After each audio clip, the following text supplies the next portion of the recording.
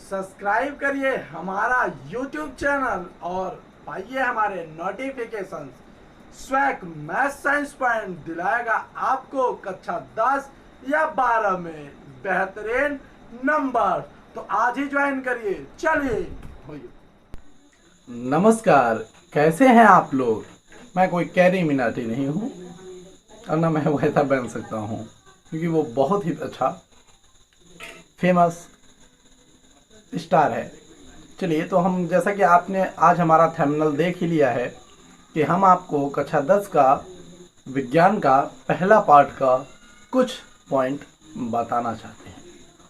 तो अपना आज का सब्जेक्ट शुरू करने से पहले हम आपको एक बात बता दें कि हमारा जिस तरीके से 2021 में यूपी बोर्ड ने हमारा सिलेबस 30% कट कर दिया था, उसी तरीके से हमारा इस साल का भी 30% सिलेबस कट कर दिया गया है।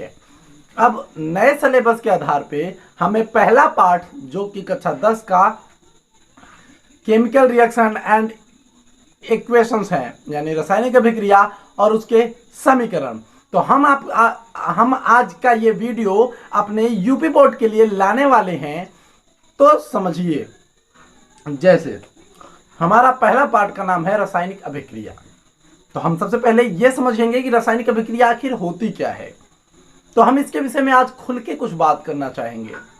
हमें रासायनिक अभिक्रिया समझने के पहले हमें समझना होगा कि परमाणु क्या होता है। तो परमाणु होता क्या है।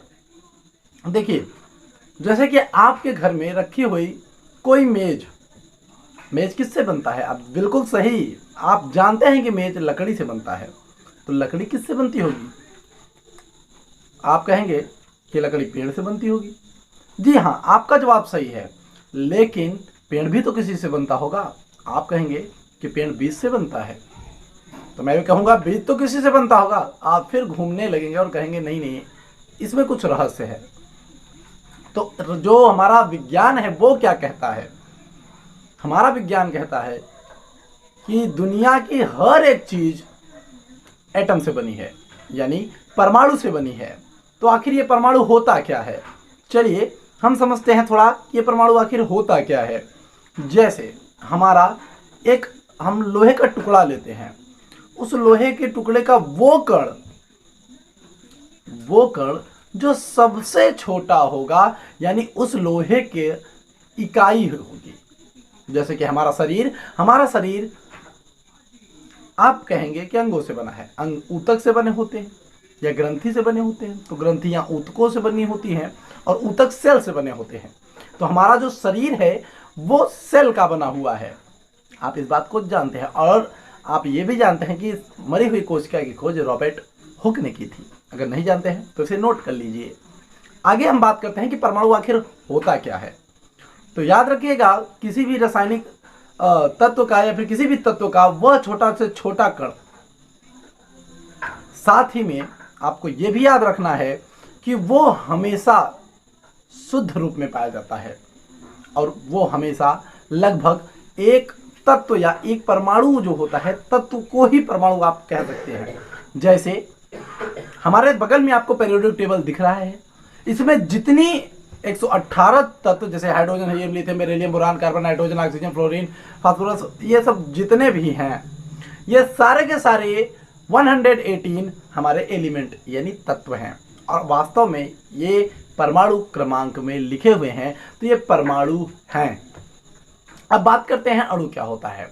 तो एक या एक से ज्यादा, देखिए ये दो या दो से अधिक, बिल्कुल सही, जब दो या दो से अधिक परमाणु संयोग करते हैं तो अणु बनते हैं। अब इसी में एक आगे की लाइन आती है कि कंपाउंड क्या होता है। तो आप इसको समझिए कि जब दो या दो से अधिक अणु आपस में जुड़ते हैं तो उसे हम अणु कहते हैं, माफ करिएगा यौगिक कहते हैं। जैसे ये हमारा हाइड्रोजन है, ये हमारा ऑक्सीजन है, इन दोनों को हमने मिला दिया, ये बन गए H2O, यानी ये क्या है, जल है। चलिए अब आगे की बात शुरू करते हैं कि हमारा रिएक्शन क्या होता है। तो एक बात याद रखिएगा कि जो रिएक्शन होता है, देखो ध्यान से समझना, जैसे आपकी मम्मा ने कभी भी आपके लिए सब्जी बनाई होगी, आपने सब्जी को बनते हुए समझा हो यदि, तो आप देखते हैं कि आपकी माता जी पहले एक आलू काट सकती हैं या 2 आलू काट सकती हैं, चार, जिस हिसाब से आपका परिवार हो। फिर उसके बाद उसमें कुछ और सब्जी यानी और कुछ वेजिटेबल इंक्लूड होगा। फिर उस इंक्लूडेशन में एक अलग से कुछ मसाला डाल दिया जाएगा, वो मसाला, और उसको हीट किया जाएगा और आपकी सब्जी तैयार हो जाएगी। सेम इसी तरीके से हमारा रासायनिक अभिक्रिया भी होता है। इसमें कोई एक तत्व किसी दूसरे तत्व के साथ मिलाकर उसको गर्मी देकर उसको ठंडा करके उसे किसी प्रकार से जब एक नया तत्व बनाने का कोशिश किया जाए तो उसे हम रासायनिक अभिक्रिया कहते हैं। वास्तव में इसे विज्ञान की भाषा में कैसे कहते हैं, तो इसको विज्ञान की भाषा में हम इस प्रकार से कहेंगे कि जब एक या एक से अधिक पदार्थ आपस में संयोग करके यानी आपस में जुड़ाव करके एक नया पदार्थ बनाते हैं या फिर नए पदार्थ बनाने का प्रयास करते हैं, नया पदार्थ बनाते हैं और साथ में उनका फिजिकल कंडीशन और केमिकल कंडीशन दोनों चेंज होना चाहिए, तो हम इसे रिएक्शन यानी अभिक्रिया कहते हैं। अब अगला पॉइंट कि आपने कहा सर कि ये फिजिकल चेंज और केमिकल चेंज क्या होता है, तो मैं बात करता हूं फिजिकल चेंज और केमिकल चेंज की। तो फिजिकल चेंज जो हमारा, जैसे मैंने पानी को लिया, अब मैंने पानी को लेकर उसको भाप बना दिया, तो भाप बना दिया तो ये कैसा हुआ, देखो भाई H2O ही है, भले वो भाप बन के उड़ रहा है, H2O था, तो ये हमारा फिजिकल चेंज होगा जिसकी केवल आकृति चेंज होगी। लेकिन अगर मैंने उसी पानी को, ध्यान से सुनिएगा दोस्तों, कि अगर मैंने उसी पानी को अगर तोड़ के अलग कर दूं, H2 अलग कर दूं, O अलग कर दूं, तो आप देखेंगे कि वो द्रव से दोनों गैस में बदल जाएंगे। तो ये हमारा केमिकल चेंज हो सकता है, लेकिन वास्तव में यदि कहें तो हम इसे बहुत मुश्किल होता है, तो इसे हम इधर नहीं लेते हैं। सीधी सीधी बात अब ये समझिए कि दूध से दही का बन जाना ही केमिकल चेंज है, क्योंकि इस प्रकार से दही का दूध का स्वभाव भी चेंज होता है और उसका स्वाद भी चेंज होता है। अब आगे बात की जाए कि रिएक्शन कितने टाइप्स के होते हैं, तो रिएक्शन के जो टाइप्स हैं वो पहला आता है हमारा संयोजन अभिक्रिया। हम इसे समझने का प्रयास करते हैं। देखिए, जब 2 या 2 से अधिक तत्व आपस में मिलकर कोई एक नया पदार्थ बनाते हैं तो उसे हम संयोजन अभिक्रिया का नाम देते हैं। जैसे Na और Cl दोनों मिलकर बनाते हैं NaCl, जो कि आपको हमारे साइड में उनका सही केमिकल सूत्र यानी केमिकल फॉर्मूला दिख रहा है। दूसरा आता है हमारा विस्थापन, या फिर संयोजन के बाद हमें वियोजन समझ लेना बेहतर पड़ेगा।